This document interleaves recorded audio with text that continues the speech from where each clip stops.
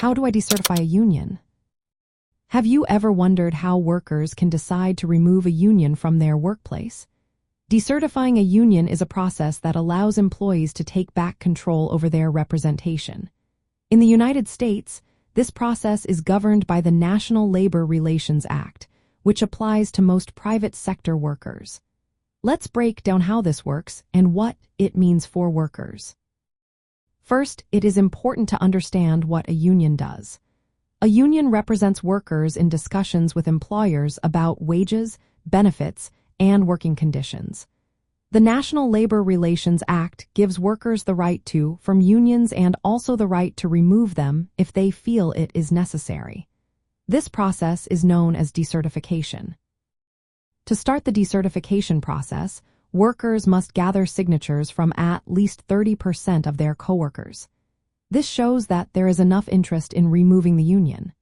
Once they have these signatures, they submit a petition to the National Labor Relations Board.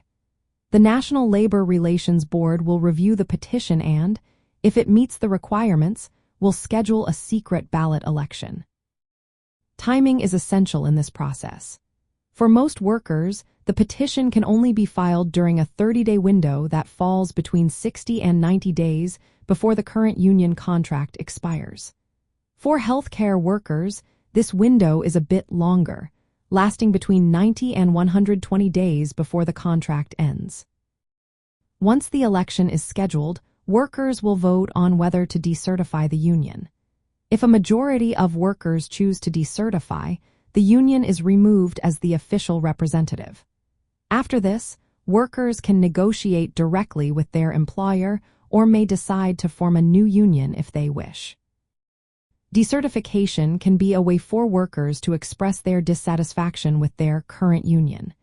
It is a democratic process that allows employees to choose who represents them.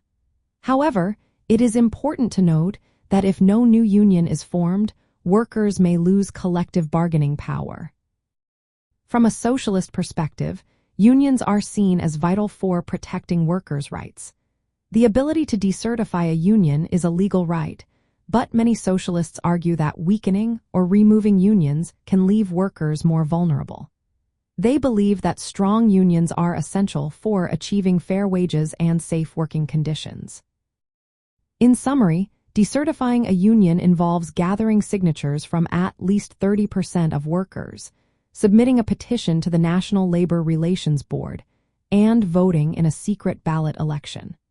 While this process allows workers to express their wishes, it is important to consider the potential consequences of losing union representation.